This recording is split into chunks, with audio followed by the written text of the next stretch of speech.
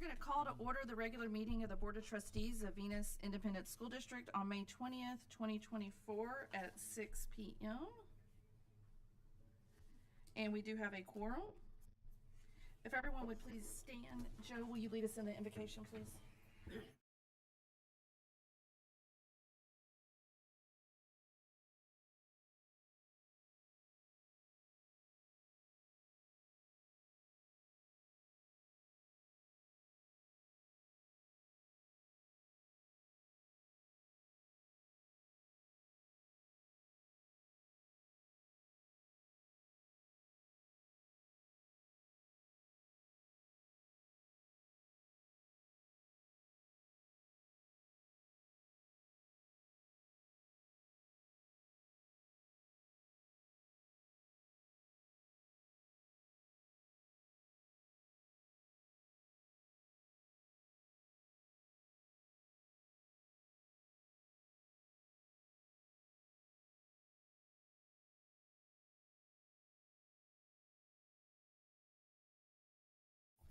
We would like to welcome all of our guests tonight. Thank you for coming.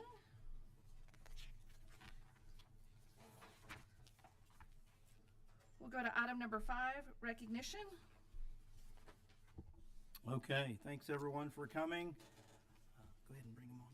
We have an opportunity to recognize a lot of our students. This is our final board meeting of the school year, and we're so super excited. So first up, we've got esports, Dr. Morgan. So just come on up, and the floor is yours. I'm Dr. Morgan, it's Mr. Dyer. This year we started the first official esports program at Venus. And last year we did it as an intramural club. This year we had a bunch of people come out, and we actually compete against other schools. Unfortunately, 2 of our players couldn't be here today, but Christian is the captain of their team, and they made it to the state tournament their first time out.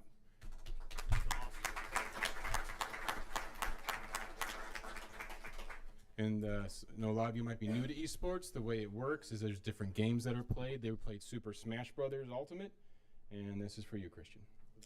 Thank you.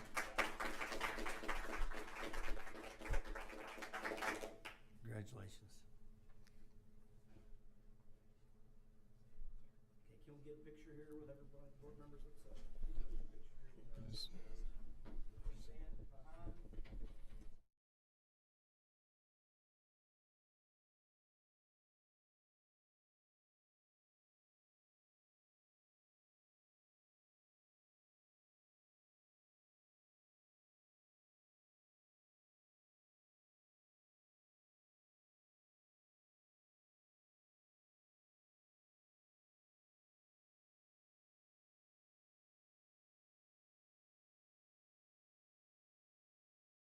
Thank you, guys. Congratulations. Very proud of y'all.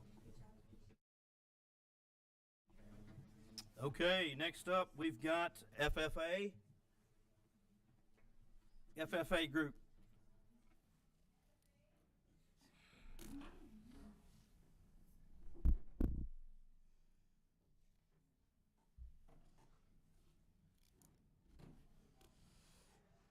All right. Y'all come on in. Y'all can just line up here, folks, right across the front, kind of make a little U. Megan, you can stand down there. Oh, over here? So when they come that way, they can all line up. There you go. Now, come on in. They don't need to see me. All right. Floor is yours. Thank you. Okay. Oh, cool. So we had a very big year this year.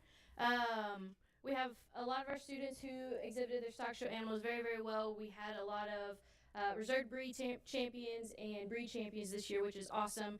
And then we also had these kids that were on our first ever state qualifying land and home site teams. So, am I supposed to say their names and give them these? Okay, cool. So Nicole Smith, she was first place district team, first place area team, and she was actually the area high point individual out of 100-something other students. Piper Johnson, same team, first place district, first place area, and top 10 individual. Sailor Hernandez, first place team, district and area, state qualifier. Delilah Martinez, first district, first area, and top 10 individual at area. Haley Hopper competed on our home site team. That was a first place district team, third place area team, and state qualifier. Sierra Humphus was first place district and home site, third place area, and fourth overall individual.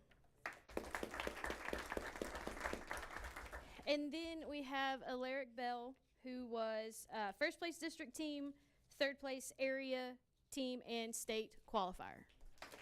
So these are our kids. We're super proud of them. Thank y'all. Okay, we'll get a picture real quick here. Slide in there.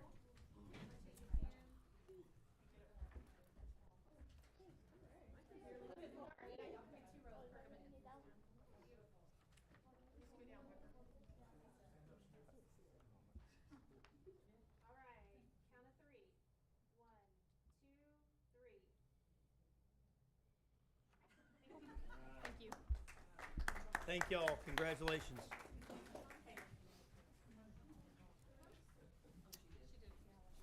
Okay. Baseball. Next up, we have baseball. Coach Adams.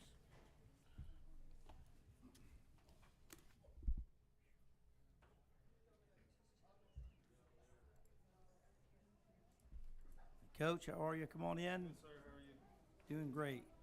Right over here, Coach. Yeah, you guys come up and stand here and kind of face the audience, and then Yes, ma'am. Might want to raise it up a little bit more. okay, Coach Adams, the floor is yours. First of all, I want to thank everybody for recognizing these young men. They've put in a lot of hard work this year. There's supposed to be 4 of them, but these 2 are here. They did a tremendous job as individuals, and I fully expect them to be leaders next year, and hope that we can build the program back to what it used to be before I got here, and recognize Kobe Henrich ended up as a second team all-district player.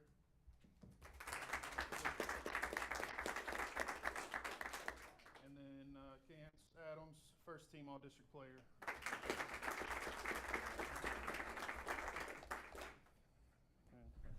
Okay, thank you. All right, we're going to get a picture here, guys. We have to. We need to squat down. We need to squat. Do we need to squat?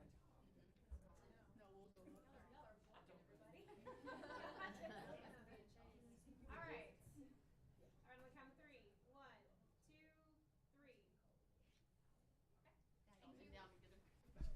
3. Thank you, guys. Congratulations. Yeah. Yep. Yeah, a couple songs.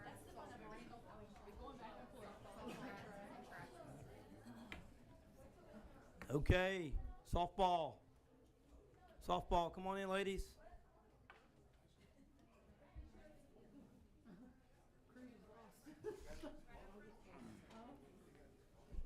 Yeah, ladies, y'all come in and just line up over here all the way kind of like a U facing the audience, please. Just kind of all the way down.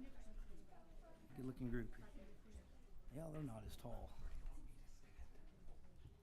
Right there's fine. Right here.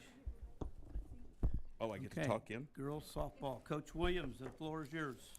Okay.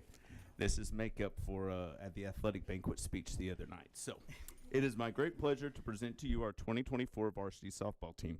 This group of girls did an incredible job this year, and we are thankful to be recognized by the board and administration. Though our season started off questionable in some areas, the girls adjusted well to some of the changes made and made it a goal to continue a successful tradition in Venus.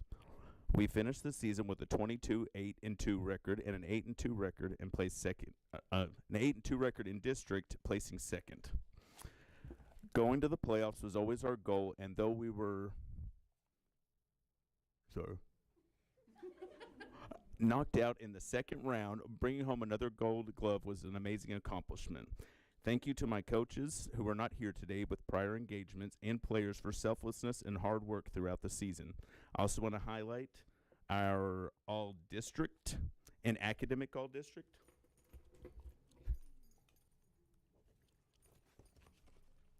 The District 10 4A Pitcher of the Year and Academic All-District, Devin Summers.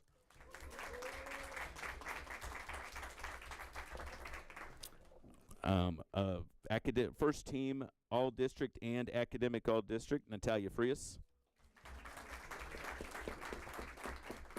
And this young lady's not here tonight, but Academic All-District and First Team All-District, Aurora Young. Academic All-District and First Team All-District, Madeline Ward. Academic All-District, Tiffany Ramirez. Academic All-District, Haley Rivers, who's also not here with us tonight. Also not here with us, our manager, Marlia Hurlbert, Academic All-District. Our other manager who's not here tonight, Academic All-District, Avery Sansom. First Team All-District, Haley Hopper. Misspelled. Second Team All-District, Nicole Smith. She's not here tonight. Victoria Brown was Second Team All-District. All-District Honorable Mention, Cadence Thrasher. All-District Honorable Mention, Delilah Martinez. And I've got one more thing to announce. I'm sorry to take everyone's time. But we had a couple of records broken this year for batting average in a season, on-base percentage in a season, hits per season, and runs per season, and triples per season. Haley Hopper broke all of those. And Natalia Frias, she does not even know this yet. Natalia Frias broke the career record for walks. Thank you all so much. Okay, real quick, I also have one other announcement, and that is that Coach Williams was selected as District Coach of the Year. Thank you. All right, we're going to get a photo here. Congratulations, Coach. I'm one of the short people. A little cheerleader pose, really. On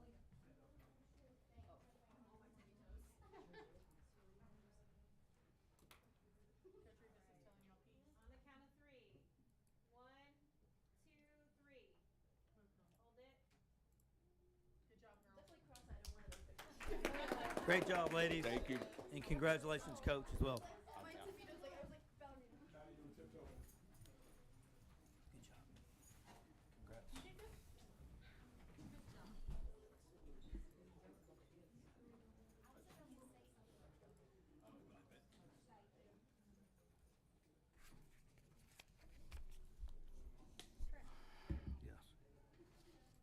Okay. Next, we have track and field, girls track.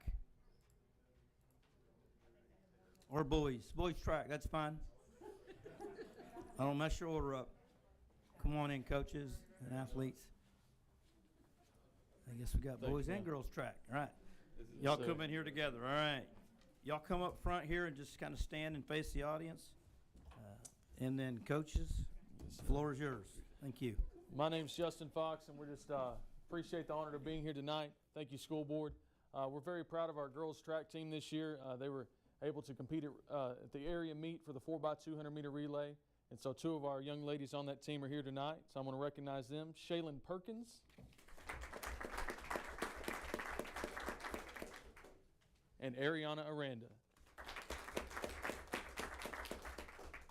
We'd also like to recognize Valerie Miranda. She was able to compete at the area meet and the regional meet. She got 6th place at the regional meet. There was only juniors and seniors ahead of her, and so we're excited for her future, and hopefully she'll be making it to state very soon. So Valerie Miranda.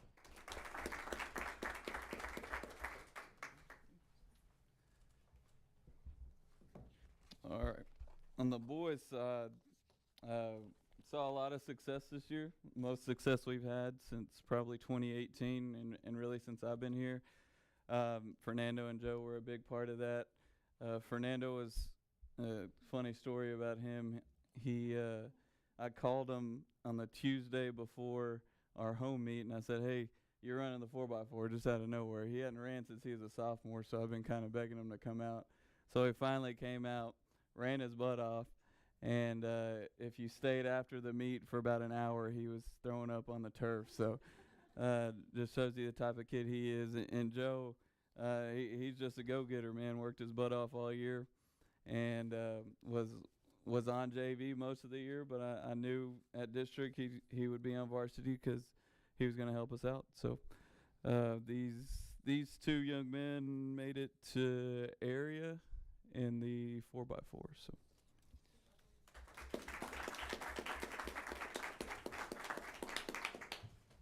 Okay, we'll get a photo here.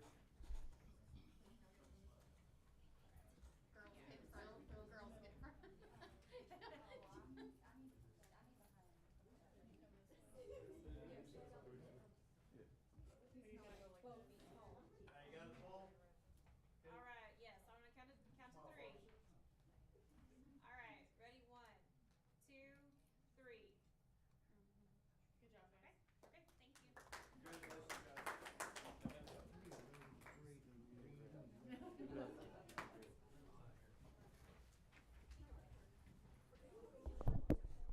Parents, have a good night.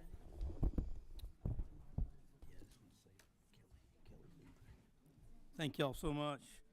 It's always a great time to be able to recognize our kids. And as Mr. Russell said, that's why we're here, and a lot of great accomplishments this year that we've been able to recognize on a regular basis. Just real quick before we move on, would like to recognize Kelly Petersay, our new Special Education Director. Kelly? We're super excited to have her come on board. We're trying to get her away from the other district. They don't want to let her go quick enough. And she's already got her plate full with things, but we're super excited. Her experience, knowledge in special ed and background. Welcome. Welcome to Venus. We'll go to item number 6, campus reports.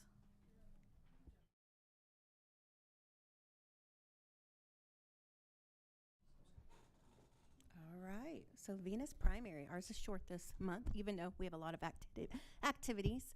I do want to thank Miss Petersay. It's been great having her today. She already spent about an hour on my campus working with students, and so de-escalating some behaviors, and so it was really just kind of a breath of fresh air. So I'm super happy to have her in Venus. Current enrollment is staying about the same. A little bit of an update on new enrollment. We held our first registration of the year about a week ago. And we have 20 students that have enrolled, and then we have already a list of students actively enrolling. So a significant number of students in our bilingual program. So once again, it's exciting for us to continue to grow. For our teacher of the month is Miss Kathy Richards. So after 39 years, she is retiring. Many of you know Miss Richards. She is loved by all the students, the community. She works hard, she's flexible, never complains, and she truly has been student-centered. So this is a big award for her, and she deserves every recognition that she'll receive. Student of the month is, oh, I skipped one. Emmy Lou Eicher. She is a kindergarten student in Miss Walker's class. I call her boss lady because she walks around and acts like the boss and tells me what to do, and then goes, "Oh, Miss Ortiz, I'm so proud of this class for hanging these up in the hallway." So just a great energy, personality. Miss Walker has some friends that are a little bit challenging, and so Emmy Lou has kind of taken it upon herself to help out and kind of be the teacher's aide, and she really has helped out in some serious events where student safety became a priority. So we're proud to have her at the primary school. And then also for staff member of the month is Nurse Kathy Castro. She has done a great job for us. She is a nurse's aide, never complains, truly goes above and beyond. And if you've ever been to the primary, you know the nurse's office is quite busy all the time, changing students who have accidents, making sure they're safe, getting parents involved. So it's been really great to have her on campus with us. And see. Okay, I think that's it. Thank you.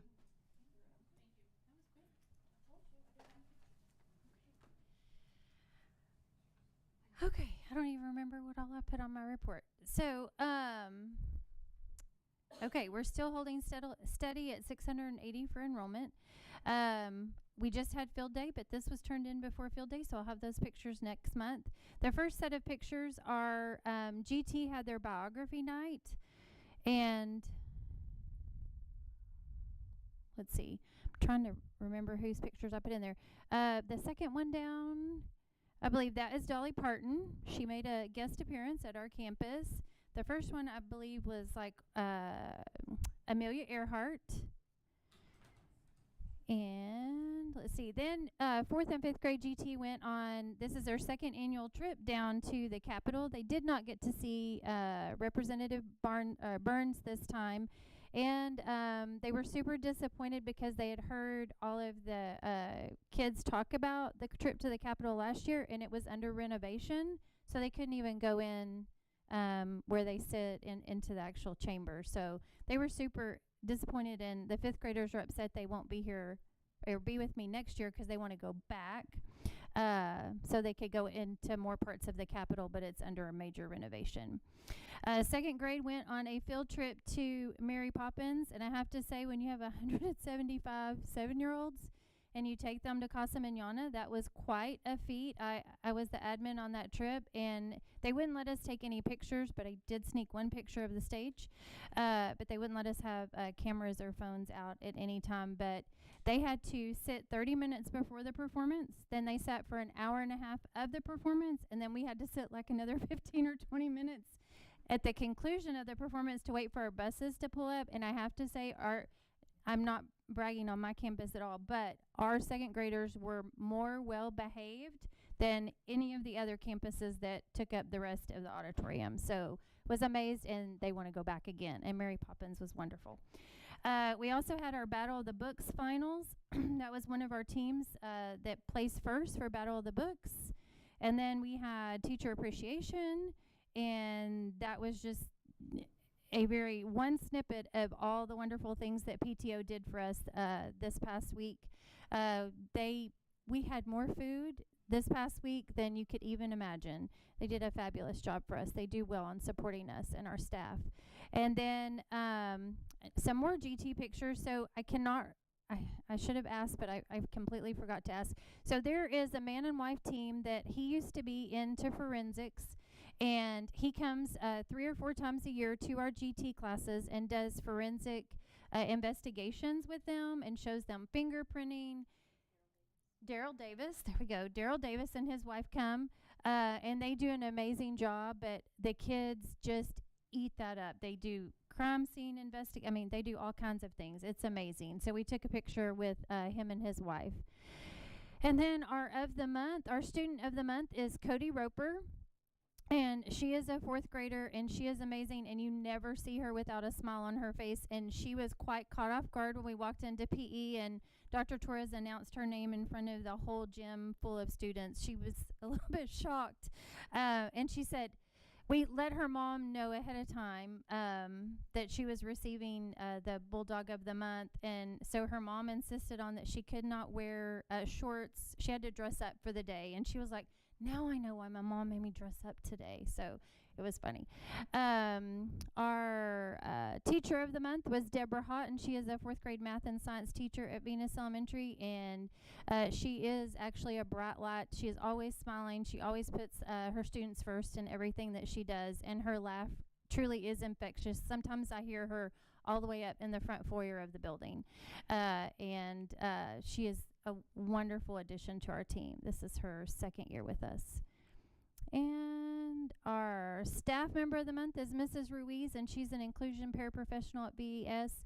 And she is like a jack of all trades. Anything we ask her to do, she takes care of. She's very creative, always a smile on her face, always does whatever, comes and asks I finished my inclusion minutes for today. Is there anything else I can help you with? She is amazing. And I think that is it. Okay, Kim, you're. All right. Well, at the middle school, I do not have pictures, sorry. So things going on for us.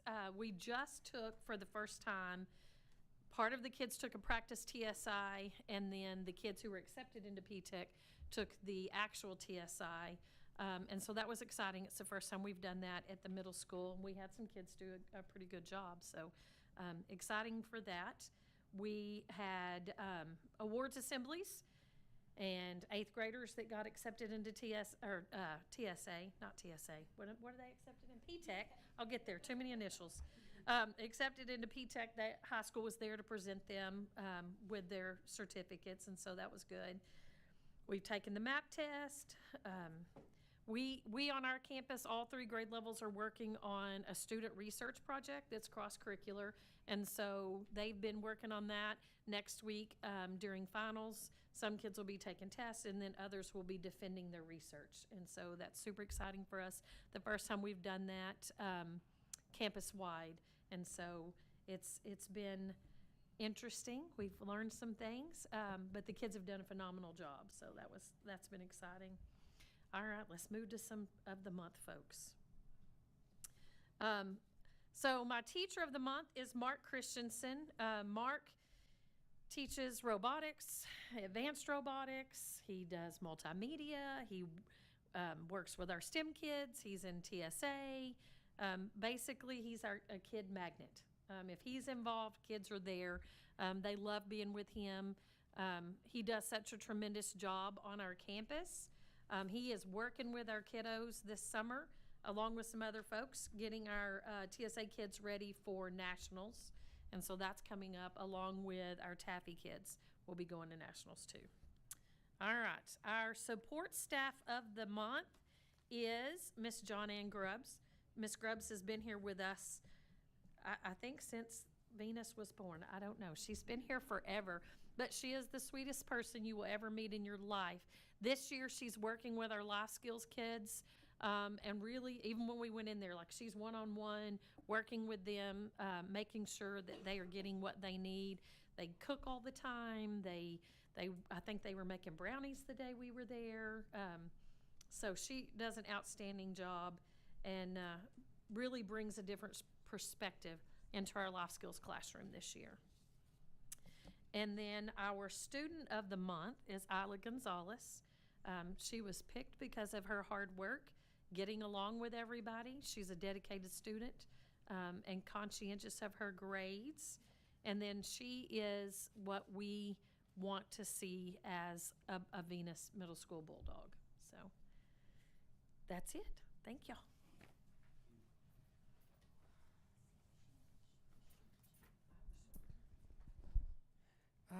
Before I start, would also like to thank Ms. Peterson. Okay.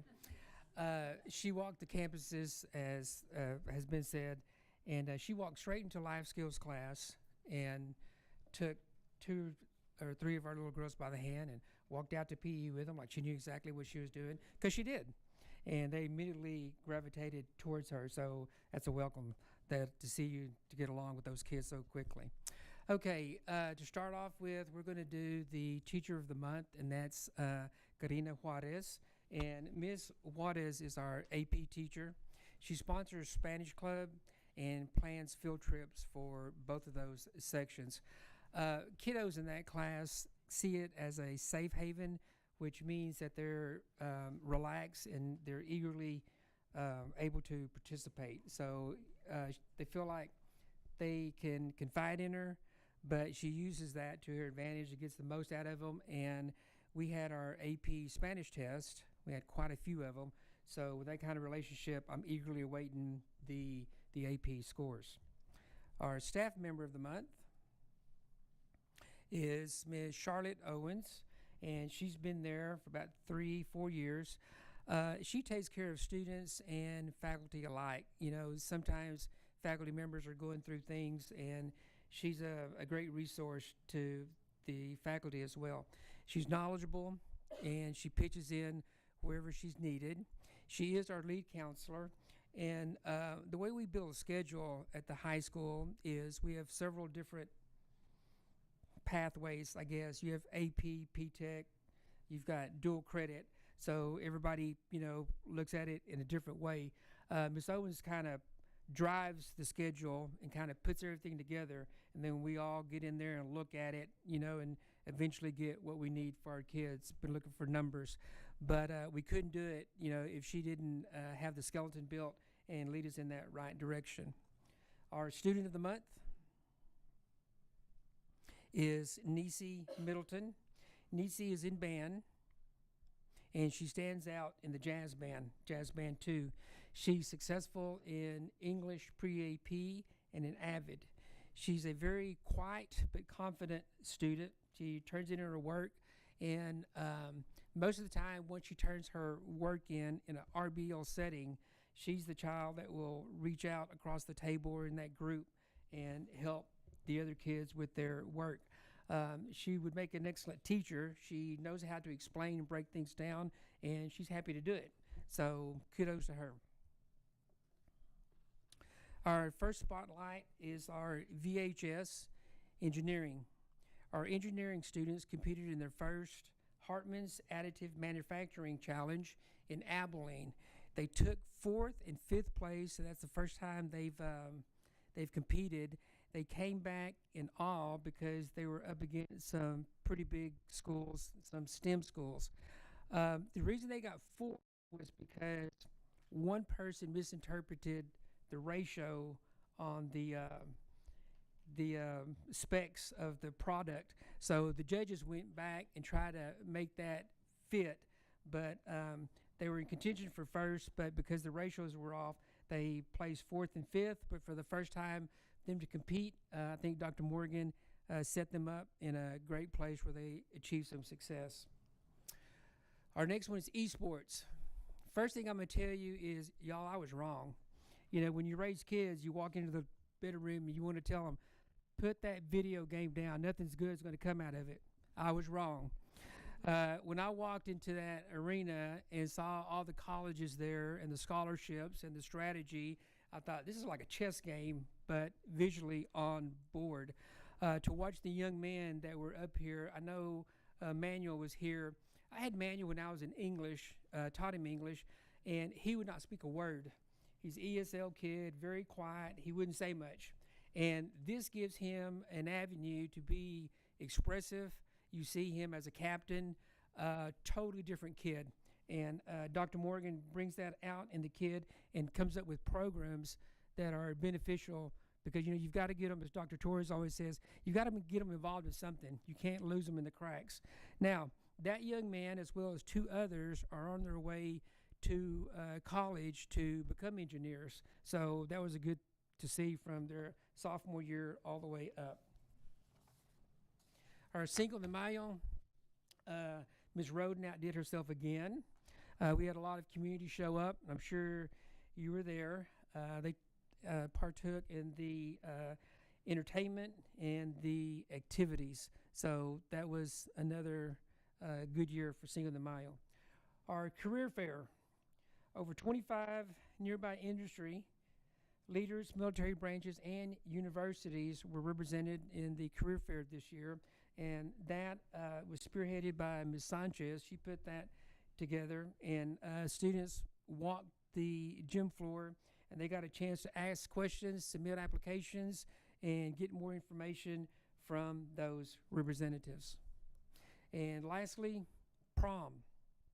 We had a night in Vegas, and when we first started off, I kind of questioned that theme, but we enjoyed it, and I think the administrators alike played some of the games, and Ms. Cassell did a real good job with 1, picking the venue, and 2, decorating it, and the kids played games, dressed up in their formal attire, and danced the night away, and there you see the king and the queen.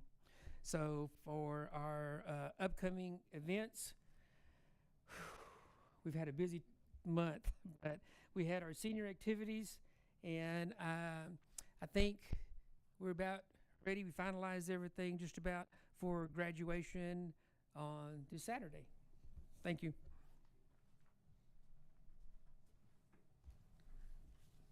Go to item number 9, presentation of Artificial Intelligence Committee end of year report. Mrs. Fudge? Thank you.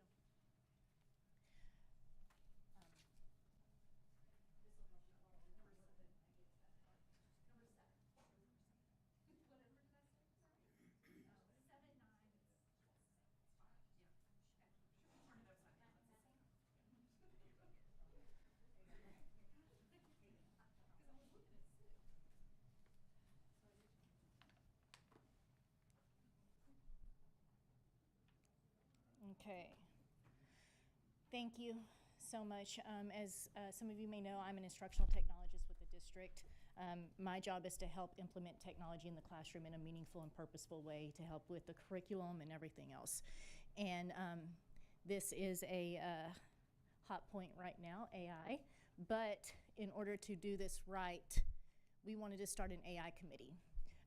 We first thought about how to do AI right in our district, and then we thought back to when we went one-to-one implementation. We had to do it so fast, there was no way to do one-to-one implementation right and train our teachers on how to do it correctly. So we remembered we didn't want to do it that way, and we wanted to do it better. So we started an AI committee that involved teachers and paras and admin to help determine how it would be beneficial in our classrooms. We also wanted to let curriculum be the driver. AI is not just a tool, it needs to be used in a purposeful way with the curriculum. We don't want to just throw it in at the classroom and let teachers use it. We want to make sure that it is utilized in a purposeful way. And again, we wanted to involve our stakeholders. So we started meeting in October, and I had an initial meeting with the people on the committee. I sent out if this will work. There we go. Had an initial meeting in October where we sat down and we discussed the agenda and what we wanted to do. In November, we talked data privacy and security. We had Daniel Salazar, our technology coordinator, come and talk to us about AI and its possibilities with data privacy and security. Dr. Morgan, our engineering teacher, had some words to say on that as well. And then we determined to send out a staff and student survey to get some more data about how staff and students view AI before we move forward with anything else. In January, we looked at that staff and student survey results. Almost 90% of our staff had no idea what AI was at that point. It was very, very new. And our students, at that time, about 50% of them from 6th grade to 12th grade that answered the survey said they were already using it in some way. So we knew that we needed to answer this. In January, we met and we developed professional development together for each campus. On my committee, I had representatives from almost every campus. So my committee members actually led the professional development on their campus for their teachers. And all but one campus was led by committee members. One was led by me. And then we came back and we discussed what happened with that professional development. And we decided that we needed to do some extensive training.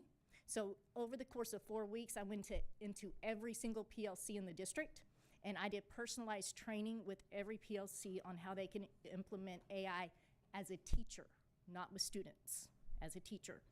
However, at this time, we also started talking about our high school kids. What can we do to help them be prepared for the real world when they get out there? And so we also put in some AI trials at the high school too. In March, we met and we designed some acceptable use policy additions. And in the paper I gave you on the second page, you'll see some of the additions to the AUP that we're going to be talking about. Mr. Salazar has already agreed that these do need to go into our acceptable use policy because it's out there and we need to be prepared to answer that. And we also have guidelines for student and staff use based on practical use cases that we have been utilizing and seeing.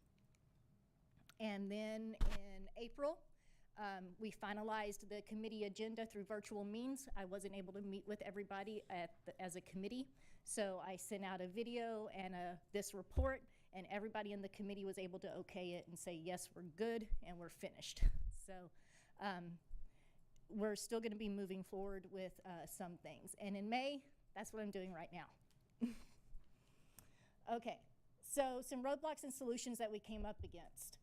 So we came up against member retention because we had people that were able to come in and out of the committee, but it got so much notice that we had people always saying, like, can I come and join? I just want to sit in, I want to listen. So that was something that was really good. We have about 12 members total at any time. It was a safe space to have a strong opinion. I had a member who joined just to be that voice of dissent. He was bound and determined to say no. But through a lot of discussion, a lot of looking at it practically and everything, he is now one of the teachers using AI with his students in my AI trial. And he is using it in such a way that he just got second place in a contest where they had to put forth an AI tutor that they created. And so he just got second place, so very proud of him. By the way, that's Dr. Morgan. And so we wanted to put forth our norms and willingness to listen. And then another roadblock, like I said, most of our staff had no idea what this was. So we wanted to meet that understanding where they were at. And that's why we really did those. I sent out newsletters, I did trainings, I had the members at each campus talking to people. We really wanted to be purposeful in how we put the information out to our staff. And then the student data on AI use, because we weren't quite sure how it would act in a classroom, what we did was we had 3 teachers use a program. It's called SkillStruck Chat for Schools, and I can tell you all about that.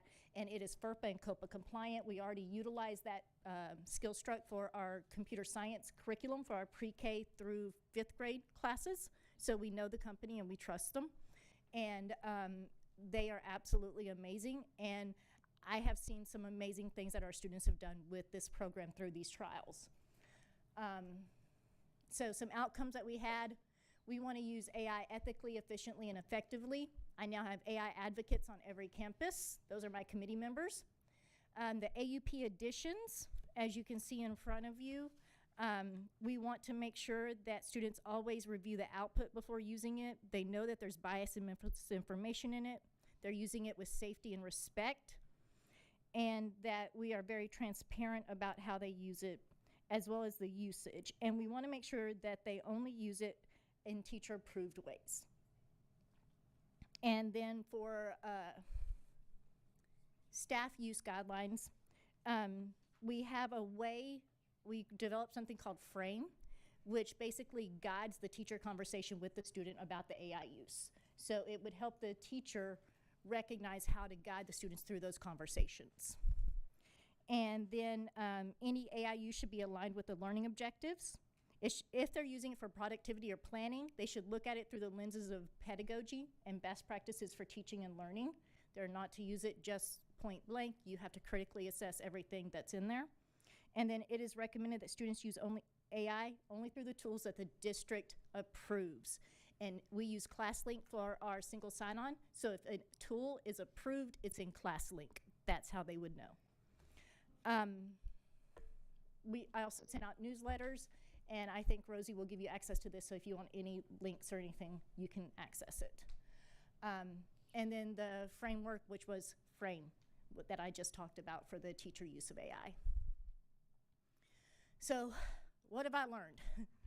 Well, I've learned on the teacher side, it really helps our teachers when they use it in relation to their high quality instructional materials. When they use it in relation to their curriculum, this can really help their productivity and save time. Time is something we really can't give our teachers, but what we can do is give them tools that help them work smarter and help them save time in their job. So this is one of those. It gives actionable data. I can give you a story about a bilingual teacher who used a feedback tool with her students writing, and they went from writing like 3 sentences, and after the AI gave them feedback, they had half a page. And it gave her a glow what the students did good and what the students needed to grow on. It was amazing. Conversations with students about ethics and honesty. This is one thing that I absolutely love at the high school level. You're having those honest conversations, those in-the-moment conversations about how you're using AI. And what's better than having a real-world application for this and having those conversations in that moment. And then it facilitates the student's ability to ask good question. When you're writing in AI, you have to write a prompt. And we always want our students to ask good questions. And what is a prompt other than a great question? On the student side, I don't know about you, but since COVID, my kid doesn't like to talk to me. He likes to talk to the computer. So some kids prefer to ask AI. I mean, they're already going to Google and YouTube, right? So some kids prefer to ask the computer questions rather than going to the teacher first. And so we can connect their learning to their interest as well. So say you have a kid who's interested in dinosaurs, but you're teaching them math. Like, AI can tell you a way to teach the subject and pull dinosaurs in. It's amazing. Real-time feedback. I absolutely love that it gives them real-time feedback on their work, and they can take it, and if they see a mistake, they can immediately fix it instead of waiting to hear back. And then it guides the students' critical thinking. Because we're requiring them to assess everything they're reading and learning, it is really guiding them in their critical thinking. It's not doing the thinking for them. It's giving them an explanation, and they have to turn around and utilize it. Personally, I would rather have a student use a tutor that is created by a teacher than Google, because the tutor the teacher creates has guidelines in it, and it guides the student to what the teacher wants them to know. And a student even said, this is better than Google because it explains it to me, and I don't have to go searching, and I don't have to go down a rabbit hole. A teacher also said, and I didn't put this up there, but when she utilized an AI program, it was like having a para for every kid. So what are our next steps? We're going to implement Chat for Schools at our high school level, across the board. And we are doing that because students are, if you're going to a job interview, you're already being asked, do you know how to use AI for productivity? If we don't prepare our kids for what's coming, then what's going to happen? And we want to prepare them in the right way. So we're doing the implementation site-wide at the high school. Why are we starting at the high school? Just for that reason, because we want to see and prepare our kids for the future. We're going to continue the staff support and training. We're going to continue to get into PLCs. We're going to continue to go on PD days. We're going to continue to be sending out newsletters, updates, and things like that. And we're going to continue to grow our own knowledge base and capabilities. We want to make sure that we are prepared and that we are always looking forward. So, any questions? Anybody have any questions? No? No. Thank you very much for putting that together. Yeah, You're if I welcome. could just say momentarily, Ms. Fudge has done a phenomenal job. I've talked to several other districts and superintendents that are all toiling with this. She's done an amazing job on the research piece, the committee, the presentation you've seen. She's been asked to speak at conferences and be really a lead learner and presenter. So we're very fortunate to have her doing this piece, because you can roll things out and not do this kind of homework and research, and it can be not good. And so I just want to thank you publicly for all your work on that. We really appreciate it. Of course, thank you. Thank you. We'll go to item number 8, transportation update. Renee Tubbs.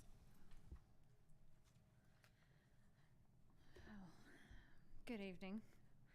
I do want to start out with that coming from a bigger district to a smaller district, it's been amazing. Drivers are super helpful. We have combined routes. They've split routes. We've helped. They've picked up kiddos. Honestly, this is something that you come into, you want to see. You want to see everybody helping, and just it's pleasant. It's really nice. It's really nice to see. So, okay. So when I came in, we had, I guess, we're going to go to the buses. So we've got a fleet, 46 usable buses. We have some that are on the lot. We have some that are aging and getting up there. So 40 large buses, 77 passengers. Some are slightly smaller, but for the most part, they're 77 passenger. The oldest one is 2001. The newest one is a 2023. Average age of a bus is 12 to 15 years, and that's and they can be longer if well taken care of. Diesel engines, the stop and go, wear and tear, so they do have a shorter lifespan. So the smaller buses, max capacity that we have is a 24 passenger. We do have a couple that are 14 passenger. Oldest one's 2008.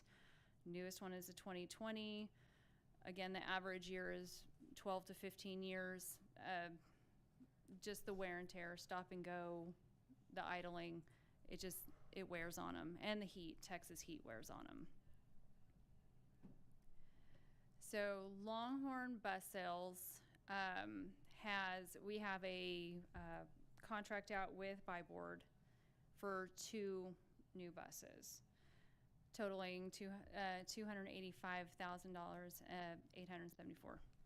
let's see, AC units. They'll put in the camera systems that we have currently on our buses and the current radio system that we have on our buses, as well as go through AeroWave to have that synchronized with the current that we have. All right, so with the athletic buses that was presented about a year and a half ago, I actually talking with Mr. Gatewood and looking at our fleet, we really need to grow our fleet. We need buses that are going to service our kids. We need buses that are going to be safe out on the road. We have discussed looking into budgeting as doing a half wrap on the buses so that we can utilize them as activity buses as well. So they would have our Bulldog on the side of them. They would have our Bulldog on the back of them. But we can use them, the coaches can use them as activity buses. We can get them out there as route buses and get our kids to and from school safely.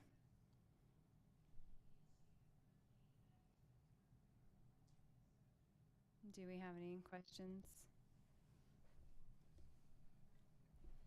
So instead of the activity buses, you're proposing that we would get the 2 regular buses? Yes, ma'am. And wrap them? Yes, ma'am. And they have to have yellow on them somewhere? Like, what's the rule on that? So the activity buses are strictly, they don't have the reds, they don't have the yellows, and they're used for a point A to point B. The school buses itself has the stop arm, the red lights, the ambers, and those can be utilized to transport children and pick them up at their stops home, and then transport them to school. And does this price include the wrap? It does not. It does not, but I've been talking with companies to get information to get that together. Okay, thank you. Okay, well, just to boil down to it, with a total of 47 buses, I've always been of the opinion that in order to keep our bus fleet current, we need to replace it so that we have buses no older than 12 years old, ideally. So ideally, we need to replace 4 buses per year from now on to keep our bus fleet current. Now, I know that may not fit in the budget, but to have a well-functioning bus fleet, you do the math on it. If you want to have nothing no older than 15 years, then do the math on it. But I think we have to figure out a way to replace no fewer than 3 buses a year for the foreseeable future.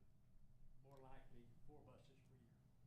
Or we're going to end up at some point in time with a bus fleet that we're going to spend more money on.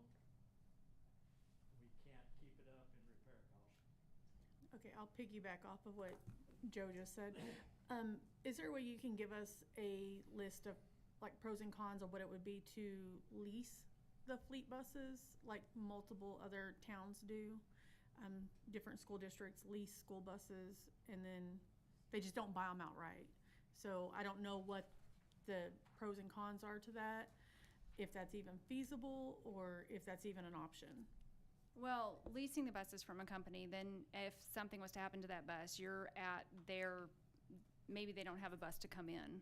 We would be at that disadvantage. That would be on their waiting list, their call to repair. Overall, to have the buses ourselves and to purchase, that would actually take less wear and tear on or maintenance from our mechanics to have to work on buses where they can utilize on getting some of the newer buses, retire some of the older ones, or use them locally to where they're not having all that long distance wear and tear, and we can go, let's say 3rd Street to the high school, kind of do that, or small shuttles, so that we can still use them in our fleet, but we can't, safely, we can use the new ones on the road. Overall, it's a big investment, but it would be a good investment for the district to grow our fleet.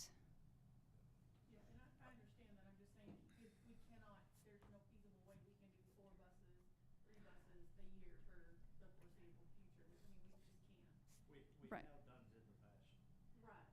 Right, and at this moment, we can look back at our fleet and decide where we can maybe take a bus that goes further out of town, an older bus that's further out of town, and move it closer to town. So if something was to happen, the mechanic can get to it sooner, or we can get a bus out to them sooner.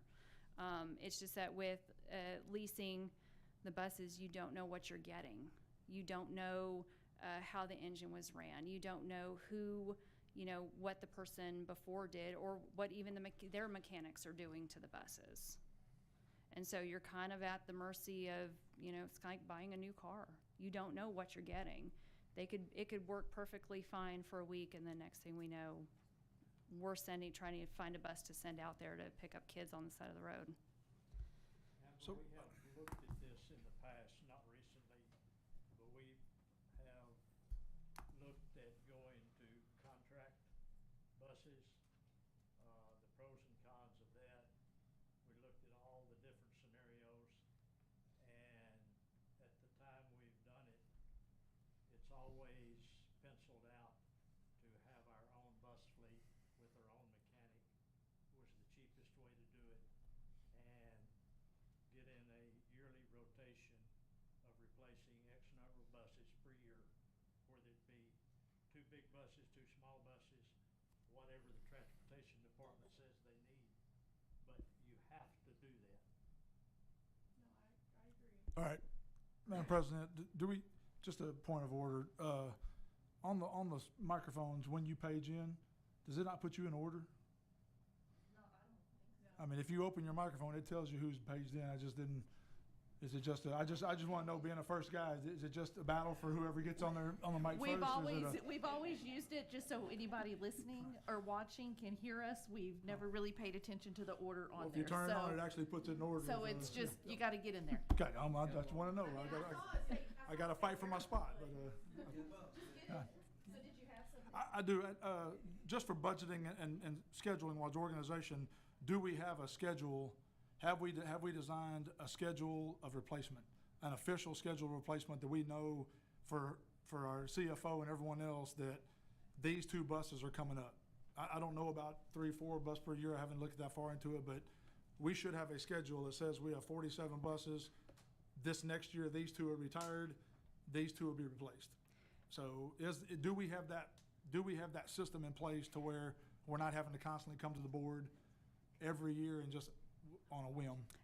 Not yet. That is actually something that I'm going to sit down with my fleet supervisor with and do this summer, is going over the mileage that are on all these buses, the ages of all these buses, where we're at, what they've done. He's very, very, oh gosh, he's got a lot of information that he can give me. And so he's been super helpful on that. So yes, as far as the agenda of when buses will be purchased, that may be something that we look into, and sometimes it can go 3 years that we need it, or every other year, I mean, it's just to a system possibly for to build it up. Yes, no, for monetarily, we know that there's $400,000 that we're going to have to set aside next year, because we know that that every year we know we have to set aside X number of dollars, rather than in May we go, hey, how about 2 new buses, or 3, or this just happened.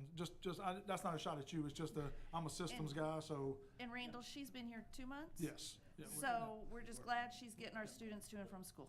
And that's what at this point. I know she's new, and I know through my time in Venus, I've never heard of that system. We have it for athletic uniforms, we have it for everything else, but we've never I seemed can to follow tell you it. in the bigger districts, they don't have that system either.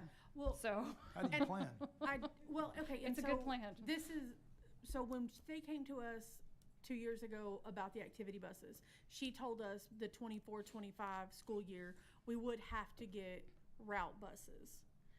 We were doing the activity buses because she said she didn't need a route bus at that year, and she didn't see one for the next year. So when we passed the activity buses, then this coming up year, we would have to get 2 more. We would need 2 route buses. Correct. And Ms. Mayo, is it, and I don't know if you know this, but before it was actually put in, like, in her budget that's what she would do. Is that how it's been? Yes. So when I spoke with the transportation director when we were building this year's budget, there was that PO that had been open in the prior year that the items were not delivered in time. And so we did put in we put in $250,000 into this year's budget. And one reason that I think we knew it, I think the original request was for about 280,000. And so we knew it was going to be there. But at the time, we weren't sure we were going to receive the items. And as we know, we were not going to receive the items until we decided to change the plan. So we have, I have isolated the additional funds. So the funds are in the current budget for this purchase.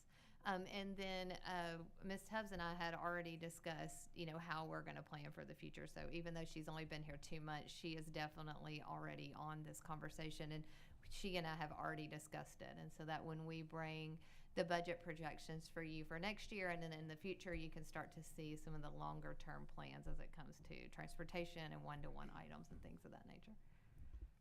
And I have one final question. As those buses past their usable time, do we have a system for disposition of? I've just noticed that our bus barn, we're starting to collect, whether they be wrecked or so. Do we have a plan for I know you're brand new, so no, actually there are options.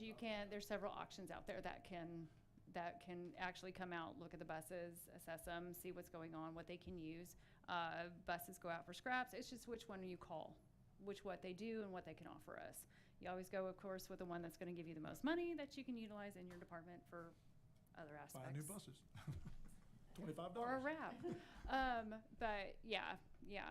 So going back to the activity buses, if we were to put something in, it takes 15 to 18 months at this moment to build one. Right. But these two, I could get them in, 3 weeks, and that's including our name on the side of it. Is there a reason why we did not get the activity buses that we were supposed to get in March? I have looked up everything I could, and it looks like there was either there's missing communication. So in the emails that I have found, there's missing communication. So I know that there was bucket seats, but the bucket seats, I guess Fort Worth ISD had utilized to do so many seats on their buses that it would have put us in like 16th place before we got those. And then there was not a definite on the seats itself, or the 3-point or the 2-point seat belt. So there was just some unknown, unclear, and there was just not any definites. And that held it up. Question about the cost of the activity buses. Do you know how much we approved? I know you said around 280. Is that what we approved? Yeah, unfortunately, we weren't able to secure the RFP and the information that was presented at that time. And so when I went back and looked at the old PO, it was $280,000 was the original, but I don't have the actual documentation. And so we're at that point here. And so we're needing additional funds to purchase what we've already approved for the activity buses. You won't need additional funds added to the budget. It can be purchased within the current budget, but outside, if the PO was truly approved at 280, we're looking at around 287, so plus 7,000 plus the cost of the wraps that it's yeah, going to cost us. And the so wrap wouldn't be that would be separate because it's a separate vendor. So it's going to cost us exponentially more than we had already expected for the activity buses, for 2 new buses plus the wrap. Well, the activity buses, that was just the amount, didn't have the wrap on it, remember? She said she would have to get bids for that. The wrap would have been separate for those as well. On the activity so buses. I Okay. think we may be $5,000 difference than we were because we're not expecting a full wrap on these buses, and so that'll offset that Correct. too. Okay. So the difference between what we approved for activity versus these is $6,000. Okay. Yes, I'm going to confidently say that. If I Yeah. just something that Randall and Joe both talked about. We actually did have buses on a routine. It was maybe 2 directors ago. And like many things, something gets started, things change, and then before you know it, we're readdressing the same issue. I mean, I wish I could tell you how many times this happened in 28 years. That I've addressed issues 6, 7, 8 times, over and over again. They start and they stop. They start. There really does need to be a system that when a new director comes in, such as bus director here, there ought to be these systems already there that should be able to look at. I mean, we ran into the same thing if you look with the technology. What were we doing last week? We got to do this vendor because if we don't do it, they're the only one that can get it done in time, even though we had the grants for 2 years. The technology people changed. The grants and everything are just sitting there, and there's no system to follow up. Well, that's the purpose of the system. The system goes beyond the employee. So a system should be in place Well, regardless that's of what who you I'm plug saying. in. That You even know, our we- superintendent could look at that We need that documentation to be able to follow that in system. place that every time we get a new director, they should be able to look at and say, okay, well, we got this grant money here. They should know that right off the bat. We shouldn't be sitting here like now rediscussing buses that we discussed 2 years ago. Well, and I think what she said is this summer she's going to put that together, and then we will all have that. And you Well, would I have that, and- understand now. Yeah. But, and not that we want you to go anywhere, but if you did, we'll be having this discussion again. Because unless we do something, like you're saying, Randall, I'm agreeing with you. We do need to start putting this stuff in place so that we're not continually well, quite frankly, it puts the board in a bind because we're forced to go with vendors. We're forced to do this or that because we have no option, because we've used up every second of our time already, and so now we have to just do what we have to do to get it done. And, we may come up with some pretty good options if we have more time to think about it. Anybody else have any questions for Ms. Tubbs? No? Okay. I Thank just you. want to clarify one thing to make sure. So regarding the buses, the plan is, looking at where we are, also financially, the plan is if we could have a route bus, which we know we need route buses, we're looking at the fleet, and that could also serve as an activity bus, then we can do that dually, rather than having to spend almost $300,000 on route buses and then another $300,000 on activity buses. And so when Ms. Tubbs came in, we were talking about that, her, myself, Mr. Gatewood, on what can we do to make sure that we have buses for our kids to get to and fro school, because that's the most important thing, safely, whether they're going across town or they're going on long trips or whatever. That's the goal here. And so by being able to get the buses, we can get them in here quicker. We're not waiting longer. We're also saving money, and we don't know the future. Depending on the growth or whatever, Joe, we may have to increase that even more, depending on how fast that happens. And so the goal here, though, is to be able to get some buses, put some nice wraps on them, use them to transport our kids, and also use those as activity buses. Okay, well, we had some pretty intensive discussion when this proposal for activity buses first came up, and there was some opposition of dedicating money for just activity buses at that time, and we finally got convinced, well, maybe we'll do it, but I think we had some reservations about doing it at the time. So I 100% agree. Let's put the money to benefit the kids. And just having two pretty buses sitting there in the bus barn most of the time. So, yeah. About 3 weeks.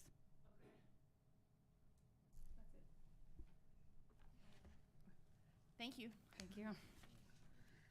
We will go to item number 9, child nutrition update. We're going to, okay. Hi, good evening, President Gore, Board of Trustees, and Dr. Torres.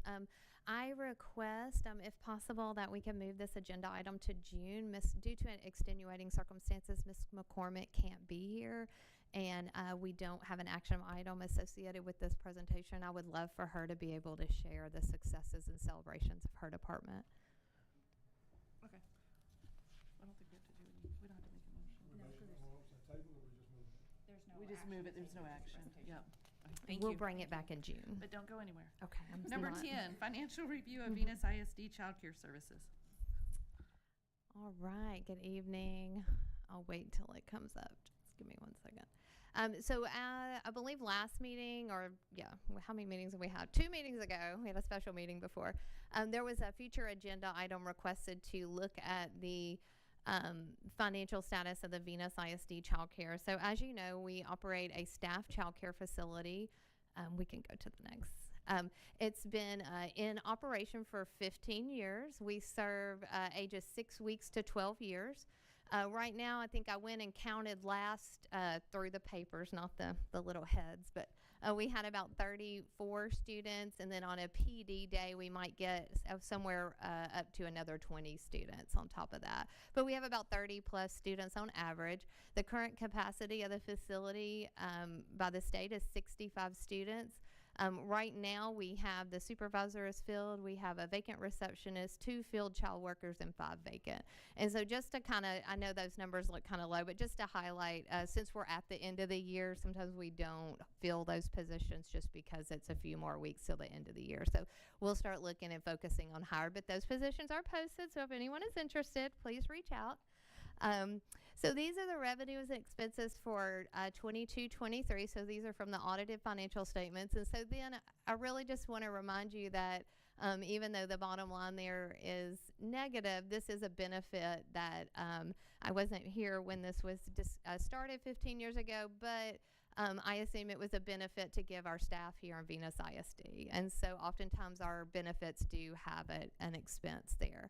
Just to note that the contract services are starred. Those are estimated expenses because we do not isolate our utility expenses per department and campus. And so I estimated those based on service uses and addresses. And so those were the estimates there. And then the 23-24 revenue and expenses are following this trend. They're very similar, but I wanted to bring you audited statements so that you could see how we ended up for 22-23.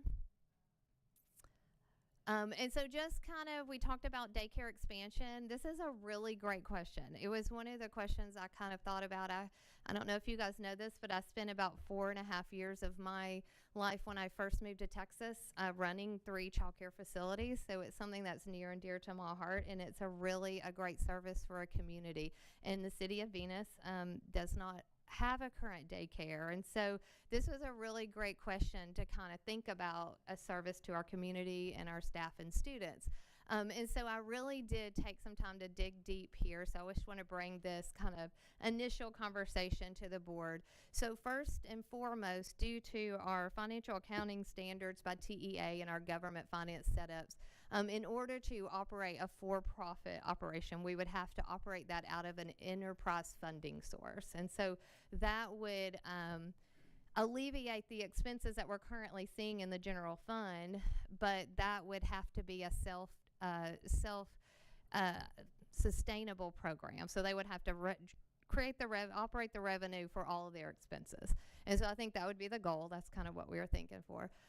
One setback to that is the revenue from the enterprise funding source would not be allowed to supplement losses in the general fund. So it would have to operate sustainably over there in the enterprise funding source. The most recent experience I have with a funding source like this is in my prior district, we had a print shop. Many school districts have a print shop that runs out. They're for profit. They offer services to the community, and they're self-sustaining. And in a prior district, they had a convention type arena facility that they operated out of, something like this. So it is a great service to the community. It's a great service to the district, and there are many things, but the profits, all the revenue and expenses have to flow through that fund. Would require additional audit, setup, and review, like everything that we do. So we would have to work on if we did explore that moving forward there. In addition to all the rules and requirements that we have, Ms. Nelson also has to operate under state licensing standards. So everyone over there has to be fingerprinted for Venus ISD, and they also have to be fingerprinted for the federal government due to state licensing standards. So they have a whole different set of rules. So Ms. Nelson gets to operate under 2 local agency rules, and so that we would also have to follow all of those requirements. We would likely need to review an increase in licensing capacity due to already being halfway or more than halfway at capacity at the current location. And so we would have to see where could we increase capacity. Ms. Nelson seemed to think that that was possible. I think in the past it was higher than the current 65. And so if we wanted to expand, we would definitely want to have the state come in and look in, you know, the square footage to get an idea on what we could increase to get a better idea of if we could generate the revenue that we would hope to cover the expenses there. And one thing that I've experienced with purchasing a new daycare in my former life is whenever you get into doing local updates and remodeling and things of that, it kind of enters you into new building codes and new requirements and new city standards. And so I'm not sure what the cost or impact of that would be, but that would probably be something we would have to consider. Additional insurance costs when we are expanding out to people who are not our staff. We would have to look at what the additional insurance costs. We don't operate nutrition services there, so we would want to look to see what capacity we could do that. And then just kind of as a point, I've thought is our current after-school care was dissolved this year due to lack of participation. So we did have an after-school care that was put on by the YMCA, but we didn't have enough participation, and so they opted to cancel that program. And then surveys yielded very low participation rates for 5th grade child care. I guess prior to me, when you all were looking at 4-day school days, there was some surveys for child care, and I looked at the data, and it had some low participation rates. And so I just want to make sure that I was bringing you all of the data so that you could explore that. I think one of the things, and I may be wrong, I may have made an assumption, but one of the things that we maybe considered was if we could run a successful and profitable business, we might be able to offset some of our losses in the general fund. And based on my research and talking with some outside experts, that would not be an option just due to local government and state codes. We wouldn't be able to use that revenue to offset the general fund. But it could be a service that we could offer. And that, I think that's it. I have a couple questions. What do we currently charge right now? That is a great question. Okay. I will have to And then I if will you get could- you that. Okay, and then also, when is the last time we had an increase to that? Last year we did? Okay. Thank you for helping. No, I appreciate that, Ms. Ortiz. What do we? I know. So we charge. I know. We charge different rates based on the age of the child. So I would have to get you the breakdown of that. Okay. And if you have like 1 or 2 enrolled, right? Yeah, I think Is there a if discount? you get a discount as you add them. So I can get the rate schedule. Okay. Yeah. And I think, oh, sorry. I think the reason why it did not go through so well on the 5th day is because of the YMCA was because they were only offering on the 5th day. And a lot of ours go to Alvarado and Midlothian. Oh, to sure. The daycares. So if they were already had a program. They already had after school there. They just did it for. Oh, we have more information. Oh, so they were offering both. Okay. We had it both. It was until 6:30 because it was on my campus. But Did you have the YMCA program this year? Okay. yes, but we only had 4, 5, 6 kids, and they were paying 2 to 3 staff Mhm. members at almost $15 to $18 an hour, and we just couldn't sustain. Sustain that. I think that's what, because I think due to their requirements, they had to have not a director, but a leader and a staff person, and the two, they couldn't sustain this salary of the two. Yeah. And it was 2 families, 5 kids, 2 families is what I believe. Yeah. Question about the offsetting to the general fund. So is there currently any expenditures that we have to float to childcare out of general funds? Because would that alleviate some of our expenditures out of general funds if they were running their own for-profit? Does that help maintain Yes. a positive balance for us in general funds? So if Rosie, if you'll skip back up, I think to the second, right there. So that 271,000 would now. Oh well, no, I'm sorry, because we do receive the revenue. So the 100,000 would the be 104 the that's amount. negative. Okay, Yeah. so we wouldn't be responsible because they would be their own for-profit. Because they run- would take okay. all the revenue and then all the expenses. Okay. Yes, that's correct. Thank That's you a for that. very good point. Okay. Did anyone have any other questions? No? Okay, thank you. Okay, thank you.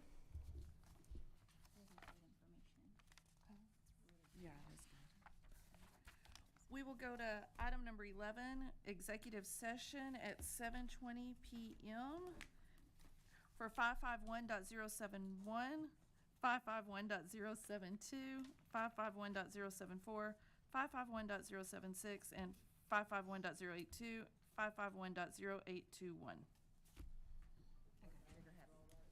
7:20.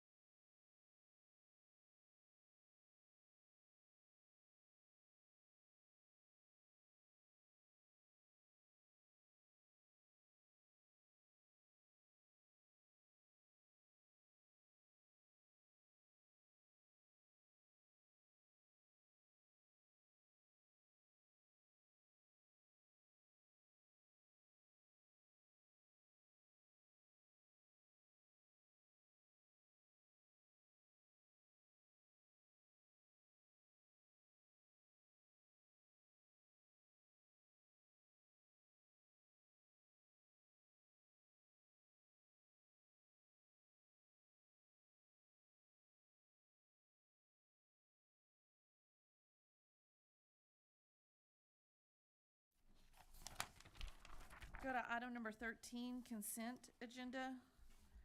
Did anybody have any questions on anything on the consent agenda? I'll make a motion, we pass the consent agenda as presented. I'll second. Motion by Greg, second by Amber. All in favor? Motion carries. Go to item number 14. Consider approval of bus purchase Longhorn Bus Sales. Hi, good afternoon. So earlier tonight, we discussed a presentation for bus purchases. So this is the action item to consider approval for bus purchase for Longhorn Bus Sales.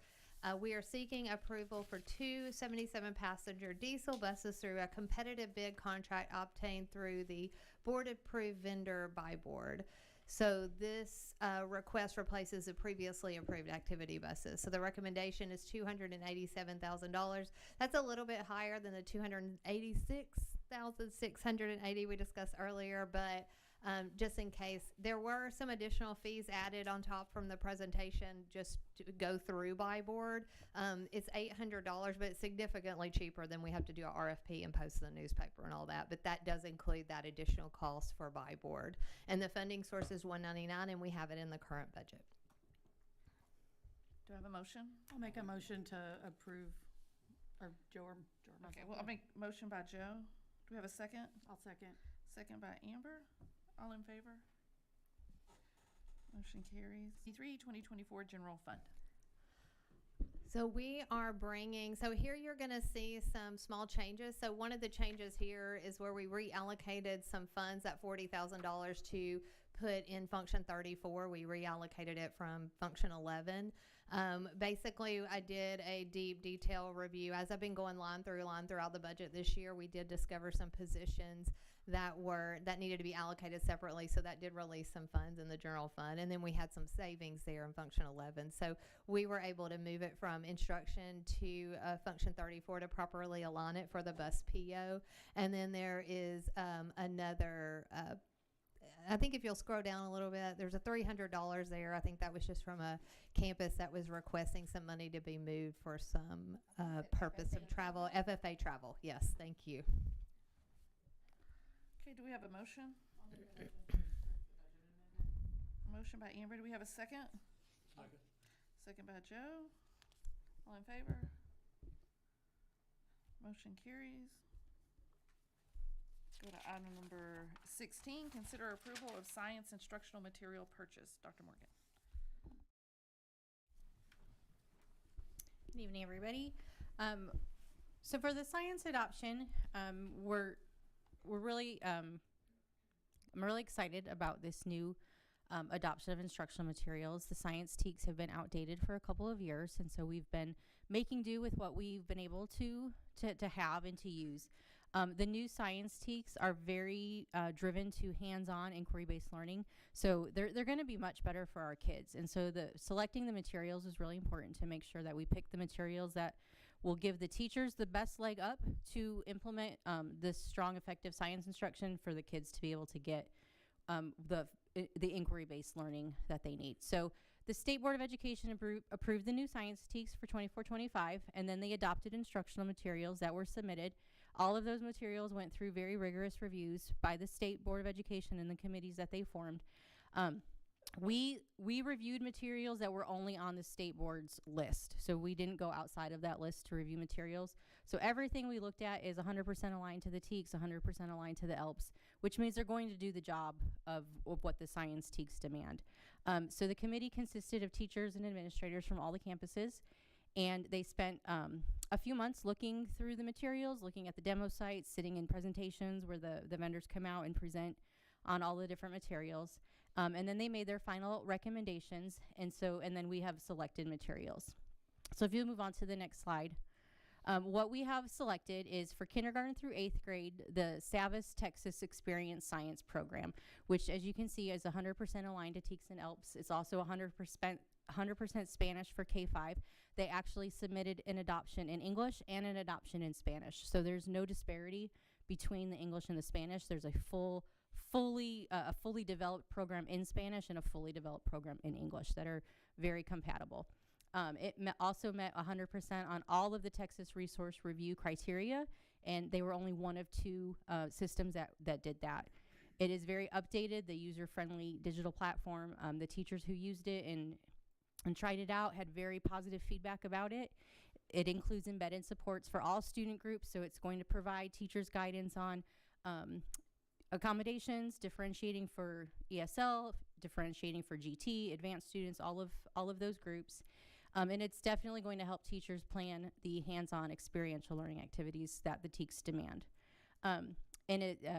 The committee did feel as a whole that it's important to have the same program for kindergarten through 8th grade for that vertical alignment and continuity.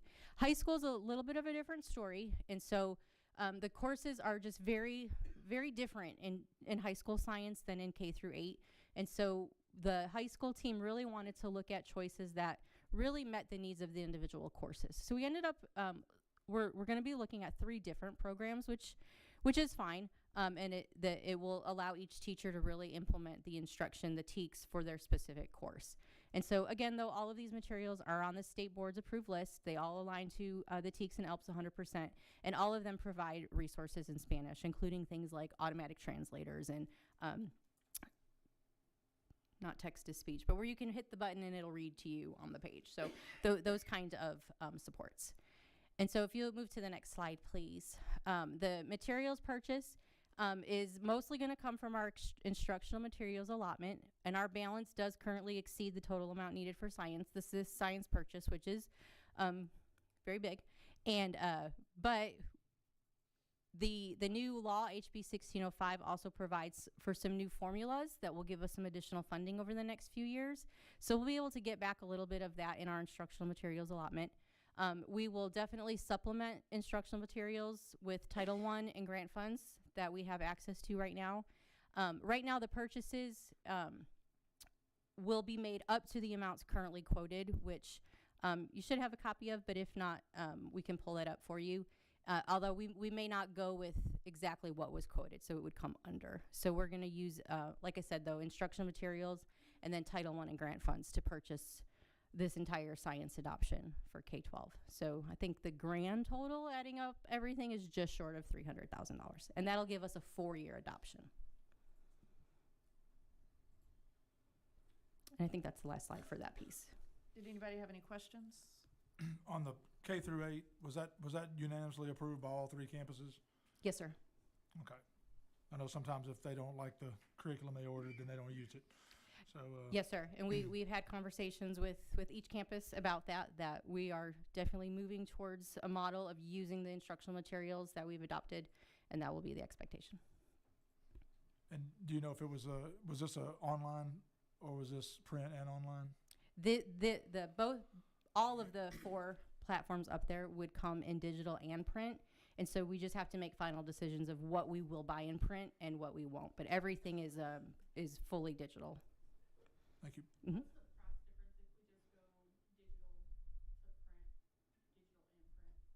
Mm-hmm.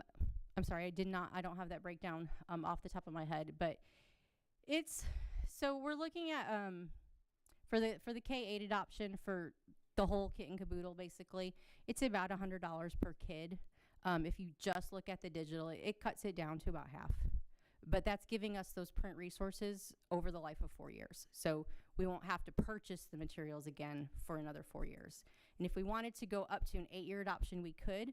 I'm recommending this time that we don't because of all the changes with instructional materials, and I don't want to commit to 8 years of print resources if we find out that we don't really need them. We could manage with just the digital. So we may end up doing, we could do an 8-year digital adoption and then a print 2-year adoption where we're just paying for 2 years at a time. Does that make sense?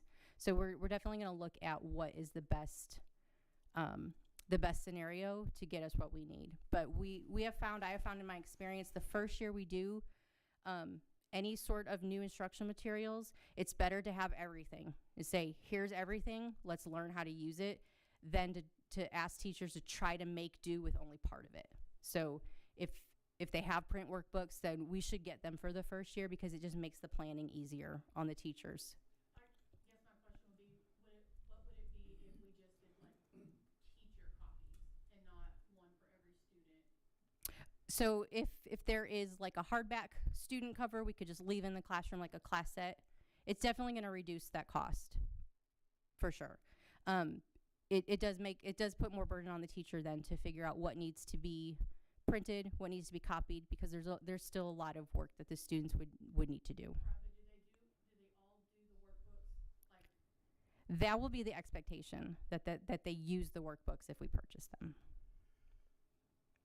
So in the material that comes, what's the breakdown generally? Like, what is the breakdown of the workbooks that we're getting versus what they're actually being able to use in the classroom versus what we are getting sent home at the end of the year for like workbooks that aren't used? Give me an idea of kind of what that is included in the cost, or are we paying extra for that? Or are we just sending home books at the end of the year that we're not using that we're paying for? So if we purchase the print consumable workbook, which is the new textbook, they don't really make textbooks anymore like we remember when we were all growing up. If we were to purchase those, that allows for every single lesson in the materials. So it's actually going to be more than a teacher could teach even in 180 days of school. So when we have fewer than that, if there are 153 days, there are going to be things that the kids don't access or the teachers don't assign, simply because there's not enough time in the year to actually get through every single page. However, having said that, the SAVIS curriculum actually provides pacing calendars and suggestions for how to move through the bulk of the material. And so they should be using at least 75%, I would say, of the actual workbook.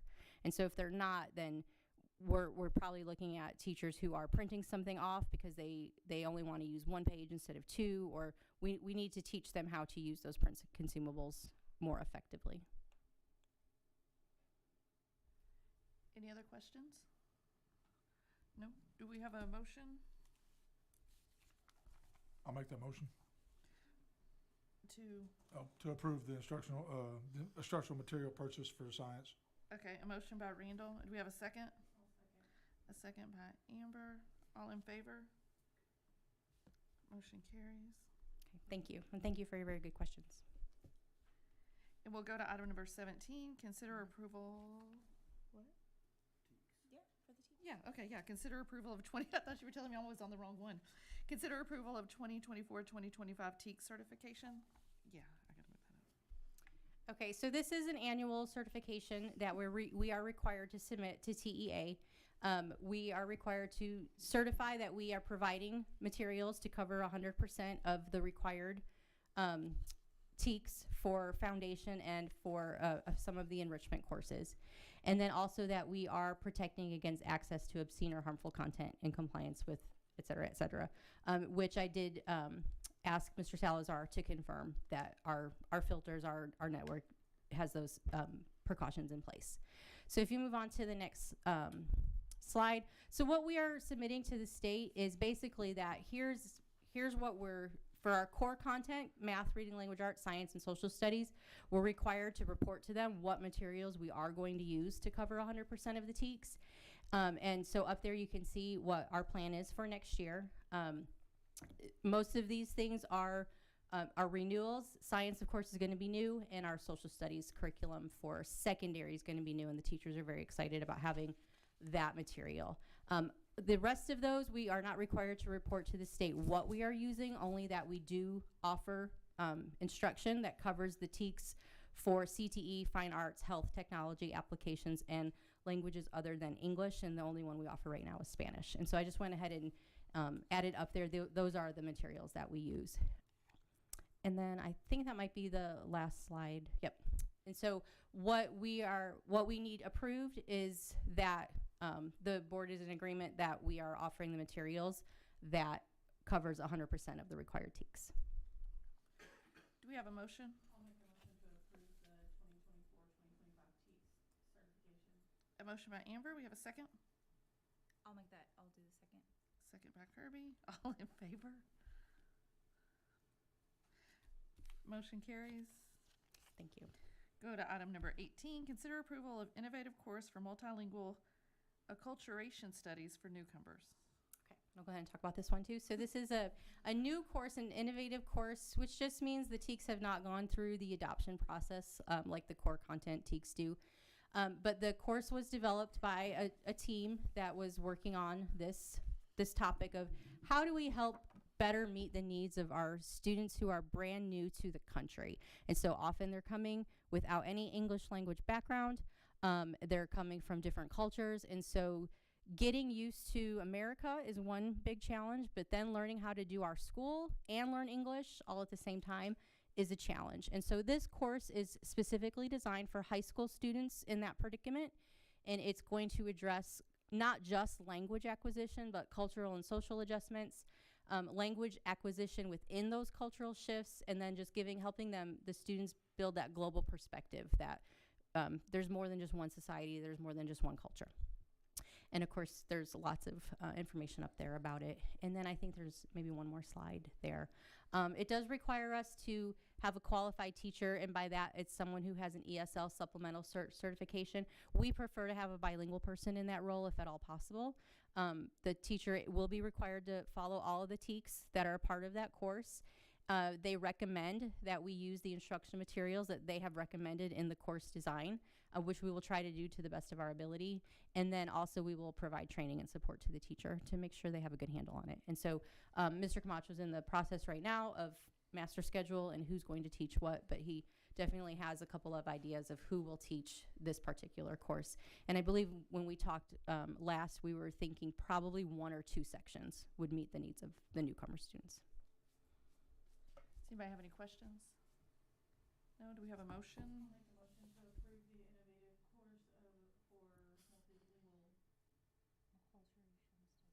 Acculturation? Yep. A motion by Amber. Do we have a second? Second by Greg. All in favor? Okay, motion carries. Go to item number 19. Consider approval of targeted improvement plan for Venus High School. Dr. Morgan? Okay, so I found out this morning that we did not have to have a board approval for this, but I thought I would just share with you anyway what we're doing at the high school. Because of last year's, not this year, last year, 22-23's accountability, VHS was identified for comprehensive support and improvement, which set into motion some steps that we had to take as a district. One was identifying a coordinator for school improvement. One was that DCSI and the high school principal, which was me and Mr. Camacho, would attend the Effective Schools Framework training that TEA has developed. We did apply for an ESF focused grant, which will allow us to pay for the technical support that they recommend to implement the improvement plan. VHS also voluntarily participated in an ESF or Effective Schools Framework diagnostic just this past couple of months. And what that did was provide some, an evaluation of what systems are in place at the high school compared to what systems TEA says should be in place for an effective school. And then our last step is to submit this improvement plan to TEA, which we will do through the Plan for Learning platform. And then you can move on to the next slide, please. And I so, have a quick question. yes, ma'am. So, because this is for 22-23, and now we're in 23-24, are we outside of this now because it's delayed? I don't know if I'm asking my question correctly, but are we over it now? It doesn't make sense, the timeline, because you would think that if our accountability came in at the end of 23, We should would try and fix it implement quickly. it right in the Yeah. first year. And part of that is going through the training and starting to put into place some of the things that we're learning as we go to the training, which Mr. Camacho has done an excellent job of. And so, but they give you a year to kind of get all your ducks in a row and look and see what needs to be done. Do we kind of like track where we are now? So, I mean, do we think we're because it's delayed, and now we've got a whole nother year under our belt? Have we done things to improve now where we think we're probably already out of this situation? Yes. Okay. So since we received those accountability ratings and data last August, September, when we got them, like things are already put into motion of how we can address those areas. And so this plan is not actually asking us to look at the specific reasons why we didn't hit the whatever you call it, the score that we needed. So it's not asking us to say, how are you going to support your minority student groups? How are you going to fix your CCMR? That is going to come in our campus improvement plans and has already been embedded in this current year's campus improvement plan. This plan it's really suggesting that if you're not meeting those criteria across the board, then maybe there are systems lacking on the campus as a whole. So they want you to look at it from that holistic level of what systems are in place for school leadership and planning, for strategic staffing, for what kind of instructional materials you're using, and what are you doing for instruction. So it's a very high level look at the campus. And so that's what they're asking us to report here. Okay, gotcha. Thank you. Yes, absolutely. And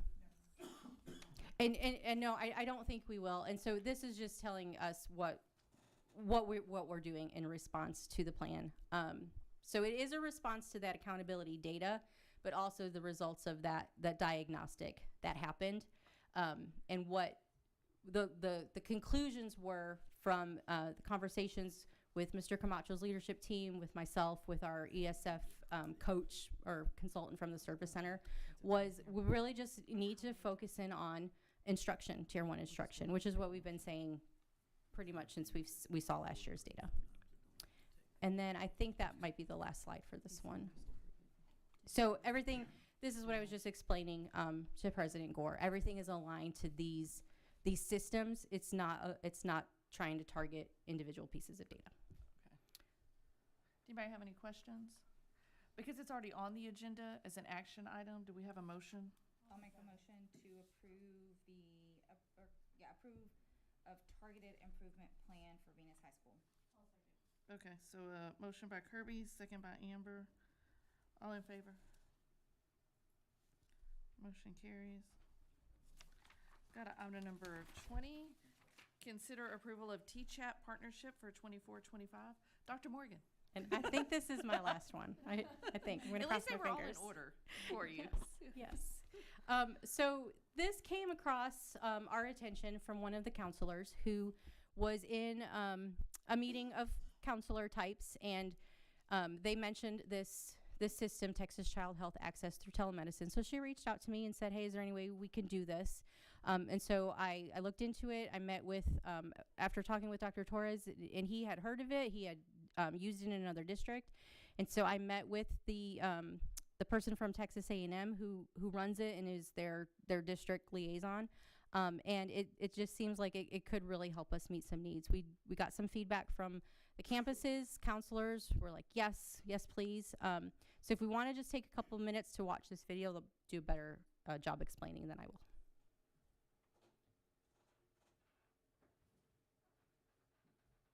Site access to telebehavioral care services all throughout the Brazos Valley in our community, and we have done that successfully. We've got all of our county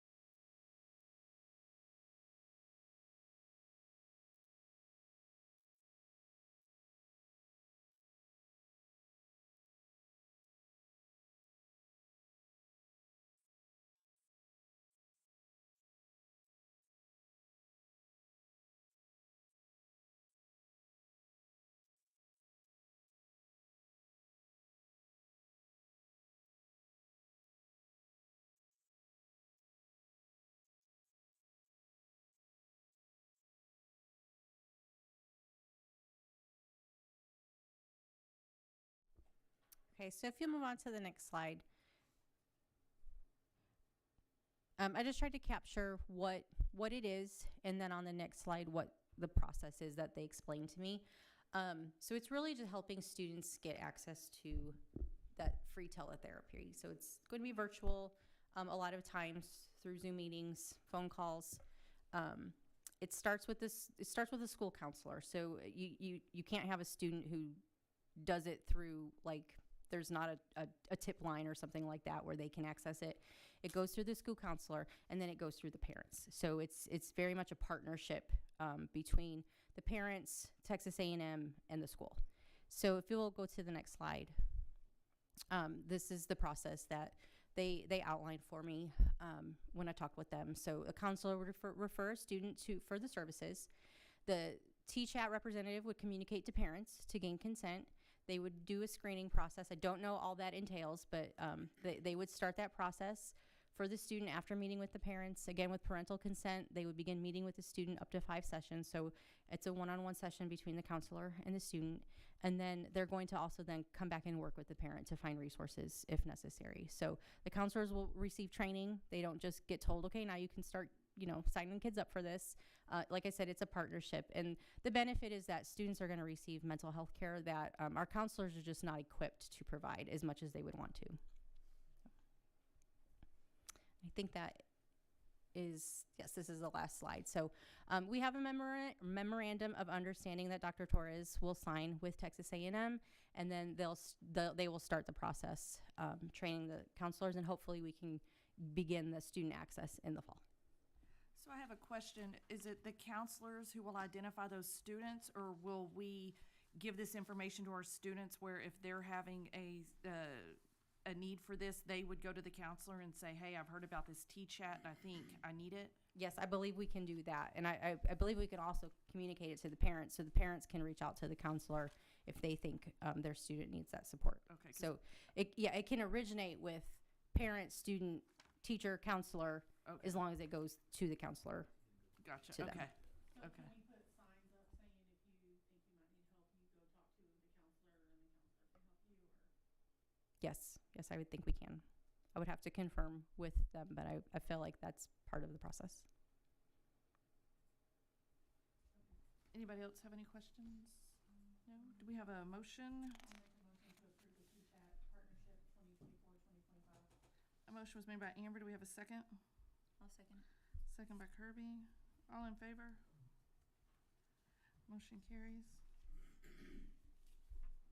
Go to item number 21. Consider approval of P-TECH classroom interactive displays. Ms. Mayo. Hi, good evening again. So we wanted to take this opportunity tonight. So as you know, we discussed in our meeting last week, we are working to expend these final funds for our P-TECH program. And so as we're digging through and making sure we can get everything spent, we do have an opportunity to purchase some interactive displays for those P-TECH classrooms. We're still working with the vendor to ensure that we can get everything delivered in time, but we wanted to take this opportunity tonight to go ahead and get this approved by the board. We do have a, I'm sorry, this is an old one. I had updated it and I failed to tell Rosie that we do, it's in your packet. I do have it for you. Tonight has gone very fast. In your packet, you should have a copy of the updated agenda item and the quote. And so we did go through a TIPS contract, which is a board-approved cooperative. Yes, thank you so much. Yes, a board-approved cooperative for this vendor. And so these are interactive displays that we have already installed at some of our campuses through our School Action Fund. And so we were looking to already add these interactive displays expanded into our campuses. And so this is an opportunity to go ahead and install these into our P-TECH classrooms utilizing the T-Class P-TECH grant. Anybody have any questions?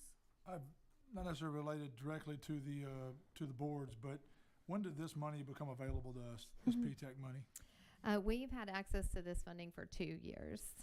So I don't want to beat this up too bad, but that money was given to us 2 years ago to benefit the use of the students of Venus ISD.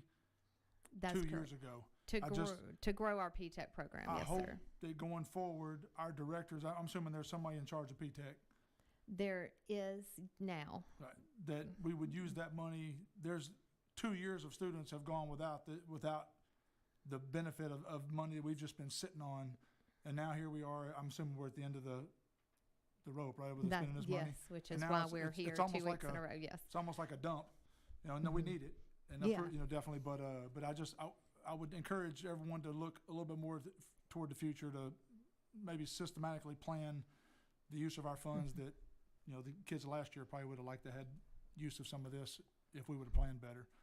Sorry for the rant. No, and if I could follow up for just a second, because I know that Mr. Hoffman also mentioned this, and we talked about it last Monday too.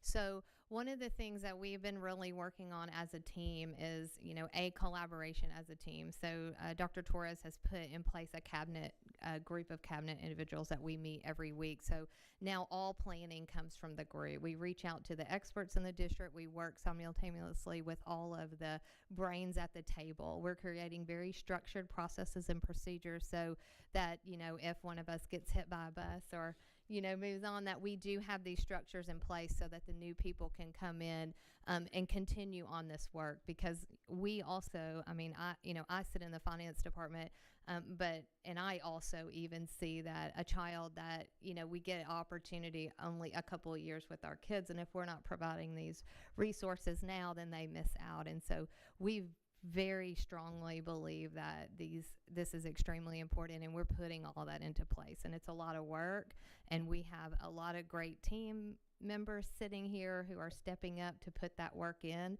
It's fast. We want to get this structure in place as quickly as possible so that we can be ready and strong for next year. And so we hear you, and we also agree and feel that way. So hopefully that as we go into the next few months and as we go into next year, you guys will start to see these processes and this structure and continuity begin to unfold.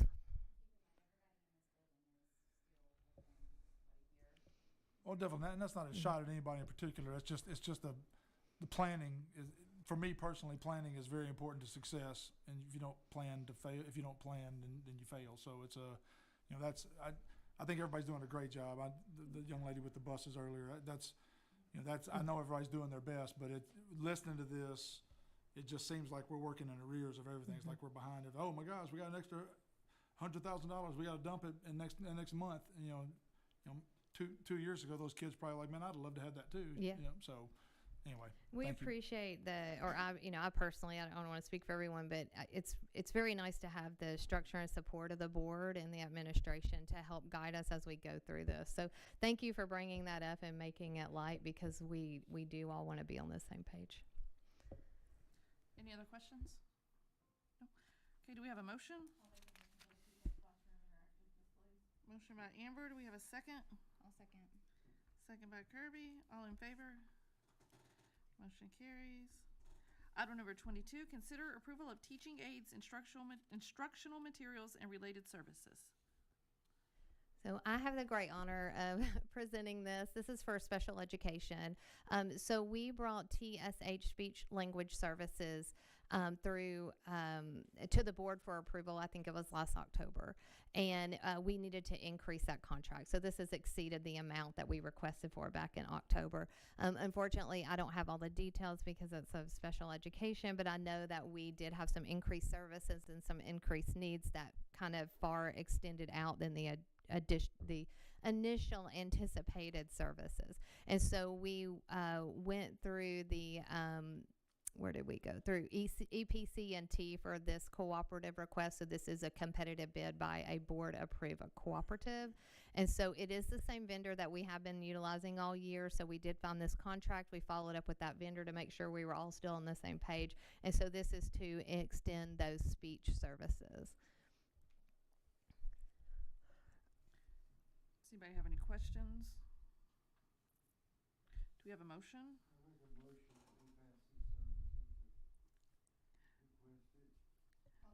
Motion by Greg, second by Amber. All in favor? Motion carries. Go to item number 23. Consider approval of matters related to personnel, resignations, employment positions, or contract amendments.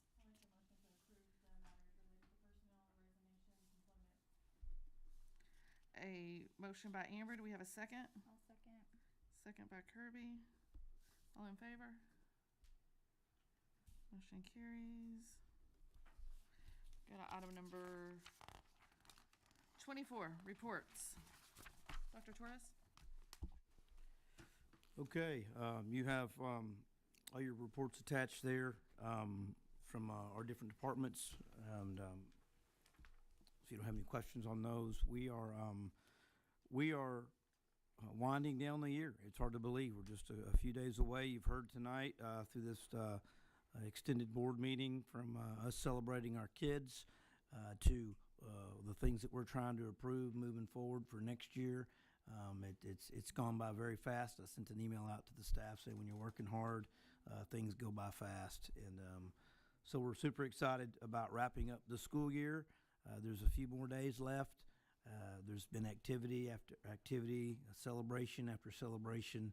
I'm extremely proud to serve this first year here in Venus as superintendent, and just a great group of staff members, kids, parents, community, board, etc. So it's almost here. We're going 100 miles an hour, and then we go into immediate planning for next year, and a very, very, very busy summer getting ready for when our kids come back in August. So just super excited, and like I said, graduation is the culmination. That's just a few days away for Saturday. Praying for no rain. Do you have anything, Mr. Gatewood? Just happy to be here and happy to serve, sir. Okay, we will go to item number 25, board request for additional items, and our next scheduled board meeting is June 17th. Did anybody have any requests for additional items for our next meeting? Yes, I thought we were going to be hearing from the Mentor Cares. Yes, ma'am. We had to delay that to the June meeting because we have to get 2 other competitive bids, of course. So I want to bring to you 3 bids instead of just 1. Even though I have extensive knowledge with Mentors Care, I think to serve our students and make sure we're delivering the right service, that I think I have to do my due diligence and go out and get 2 other bids to bring all 3 to you. So it'll be June. Yes,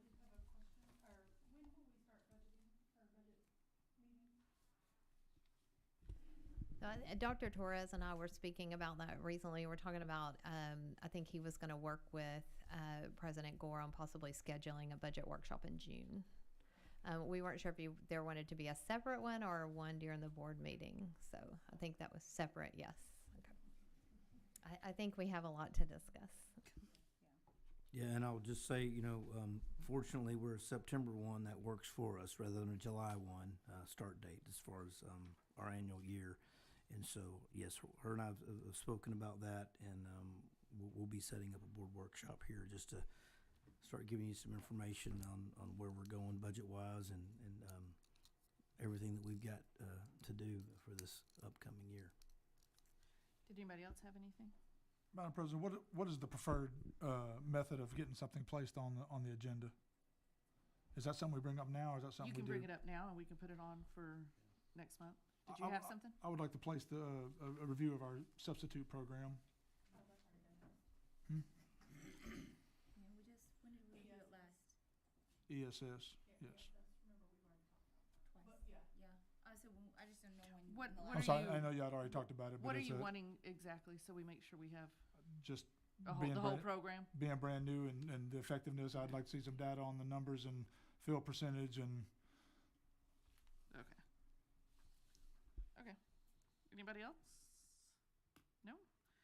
Okay, so we will go to item number 26, adjourn at 8:39 p.m.